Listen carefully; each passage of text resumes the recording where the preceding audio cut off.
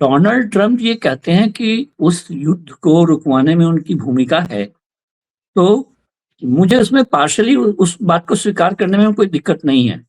ये भारत सरकार को ये स्टैंड नहीं लेना चाहिए था कि उनकी कोई भूमिका ही नहीं है। युद्ध रुकवाने में डोनाल्ड ट्रंप की भूमिका थी, वो एक तरफा थी, क्योंकि मार्क रूबियो ने जब रात को सुबह 4 बजे 10 मई की सुबह को फोन किया था, जयशंकर को फोन किया था, एनएसए को फोन किया था और जेडी वांस ने फोन किया उसके आधे घंटे बाद।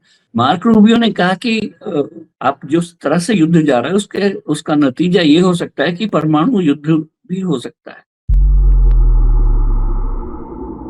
मुकेश जी, यहाँ पे एक बहुत बड़ी बात है, एक बड़ा अहम मुद्दा मैं आपके साथ चर्चा करने जा रही हूँ, जो आज हम बात कर रहे हैं। ये है कि क्योंकि मुद्दा ऐसा है जिसने राजनीति और विदेश नीति दोनों ही बदल दी है।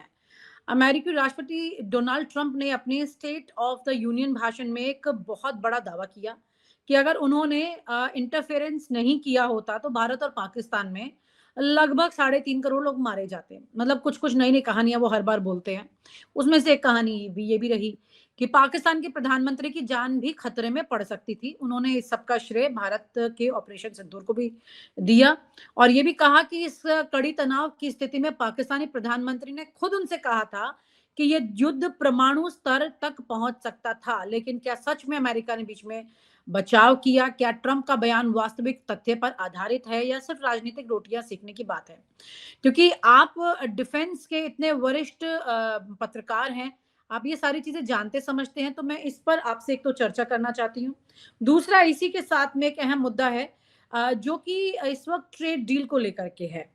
जैसा कि आप भी मानते हैं कि इस वक्त भारत में सबसे अहम मुद्दों में से भारत और अमेरिका के बीच की ट्रेड डील है। ये विवाद इतने दिनों से चल रहा है, चले ही जा रहा है, चले ही जा रहा है। कुछ चीजें ऐसे हार्ट बीट की तरह ऊपर नीचे चल रही हैं। इसमें स्थिरता कब आएगी, क्लैरिटी कब आएगी, मामला क्या है, इतना लंबा कहाँ ये चल रहा है? जो इसके अलावा भी आपको याद होंगी कोई ऐसी डील जो इतना लंबा वक्त लिए हैं, तो प्लीज उसके बारे में भी जिक्र कीजिएगा। देखिए, ऑपरेशन सिंदूर में क्या हुआ था और उसमें डोनाल्ड ट्रंप की या अमेरिका की क्या भूमिका थी, सऊदी अरब की क्या भूमिका थी, चाइना क्या कर रहा था, हमने बहुत नेकेड रूप में देखा हुआ है उस चीज को।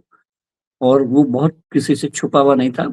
जो 4 दिन में 88 घंटे में हो रहा था वो सबको पता है। और किस तरह से वो शुरुआत हुई थी और 88 घंटे के करारी जंग के बाद किस ढंग से उसका रुकना हुआ।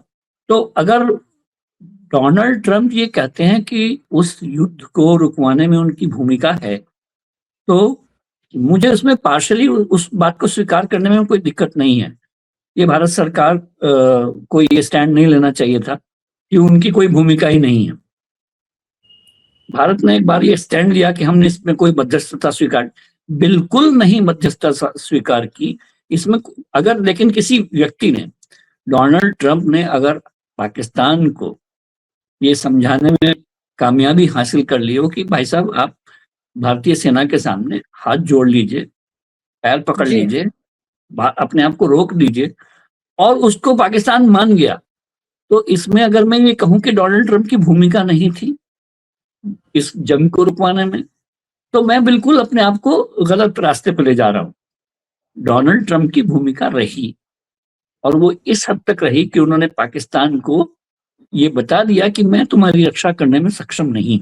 आपको अगर बचना है तो आप युद्ध रोक दीजिए।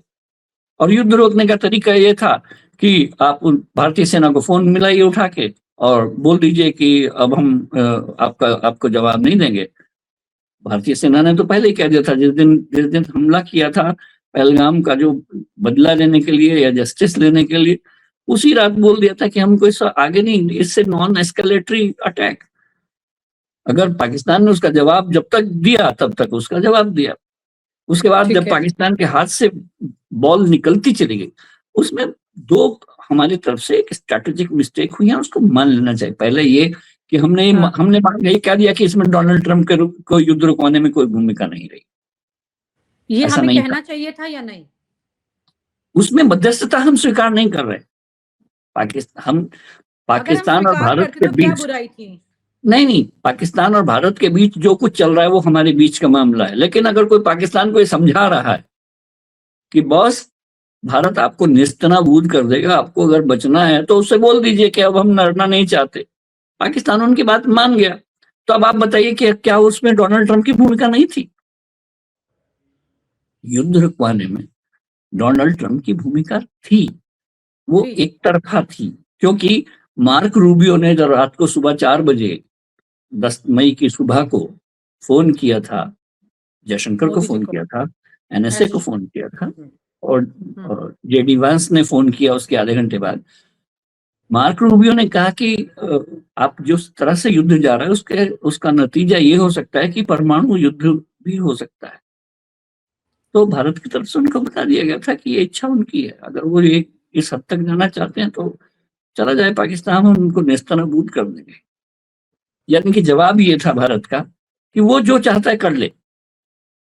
आप उन न्यूक्लियर ब्लैकमेल, ऑपरेशन सिंदूर की जो बहुत बड़ी सफलता है हमारे लिए वो ये कि हमने पाकिस्तान के न्यूक्लियर ब्लैकमेल को सदा सर्वदा के लिए खत्म किया। कि आप हम परमाणु युद्ध कर रहे हैं, करिए, इट्स योर विश। लेकिन इस बात का मैसेज डोनाल्ड ट्रंप ने, मार्क रूबियो ने, जेडी वेंस ने पाकिस्तान को समझाया कि भारत रुकने वाला नहीं है। हमने ये आपकी धमकी उन तक पहुंचा दी थी कि आप परमाणु युद्ध करने वाले हैं, इसके बावजूद वो रुकने वाले नहीं है। जब तक आप कुछ आप करते रहेंगे तो आप मरते रहेंगे। पाकिस्तान ने ऐसे समय में, और उसमें अगर पाकिस्तान कोई पहल करता, कोई मिस एडवेंचर करता, तो जवाब में पाकिस्तान को तो नक्शे से मिटना ही था। तो ऐसे में सिर्फ मुनीर थोड़ी मिटते, पूरी लीडरशिप, पूरा पाकिस्तान मिट जाता। तो मौत तो पूरे पाकिस्तान पर थी। डोनाल्ड ट्रंप ने उनको समझाने में कामयाबी हासिल की कि आप हथियार डाल दीजिए। ये उसकी भूमिका है। भारत को इस बात को स्वीकार कर लेना चाहिए था कि डोनाल्ड ट्रंप ने बहुत बड़ी भूमिका निभाई। पाकिस्तान को बेवकूफी कर रहा था, उसको अकल देने में बहुत बड़ी भूमिका निभाई। डिप्लोमेसी में कोई प्रॉब्लम नहीं है इन बातों को एक्सेप्ट करने में। डिप्लोमेसी में जब अगर आप एक स्टैंड ले, जो विपक्ष का एक स्टैंड है कि इन्होंने तो तीसरे पक्ष की मध्यस्थता स्वीकार कर ली, जो भारत ने कभी नहीं की। भारत ने तब भी नहीं की, तीसरे पक्ष की मध्यस्थता तब भी नहीं थी। और ये बात मेरी यहाँ पर जो अमेरिकन एम्बेसी के ऑफिशियल्स हैं, अनौपचारिक बातचीत में मैंने उनसे कहा कि हमको स्वीकार कर लेना चाहिए कि आपने काफी भूमिका इसमें निभाई है। मध्यस्थता उसको कहते हैं कि जब आप दो देशों के नेताओं को, दो देशों के पक्षों को किसी एक टेबल पे जाके बैठाएं और कहें कि नहीं नहीं, आप इसकी ये बात मान लीजिए, वो आपकी ये बात मान लेगा, इसलिए ये युद्ध रुक जाएगा, यहाँ तक सीमा पर आप मत जाइए, आप वहां तक रुक जाइए, उसको मध्यस्थता कहते हैं। लेकिन एक तरफा अगर फोन चल रहा है और किसी को कोई समझा रहा है तो मुझे उसपे उस भूमिका को मान लेने में क्या है। दूसरी गलती जो भारत ने की, और जो बाद में अभी भी हम लोग उसको लपेट रहे हैं बैठ के, हमने कहा कि अगला अगला आतंकवादी कोई भी हमला होगा, हम उसको युद्ध का ऐलान मानेंगे। उसके बाद एक और हमला हो गया जो दिल्ली में अटैक हुआ, ब्लास्ट हुआ, तो जो झज्जर के पास भी हुआ था। झज्जर के पास हुआ। तो हम लोग उसको ये बताने में बड़ा मुश्किल करते रहे कि ये आतंकवादी हमला ऐसा नहीं है, वैसा नहीं है, कि राष्ट्र जो के, दिल्ली में ब्लास्ट हुआ था उसकी बात हाँ, कर जो रहे हैं। राष्ट्र के हितों पर हमला नहीं है, ये पाकिस्तान से उन्होंने सीधे, हमने भूमिका नहीं मानी। हालांकि पाकिस्तान की सीधी भूमिका थी, लेकिन क्योंकि हम उस दिन ऐलान कर चुके थे युद्ध रोकते समय कि अगर आगे से कोई भी आतंकवादी हमला होगा तो हम लोग उसको ये मानेंगे कि ये भारत पर हमला है।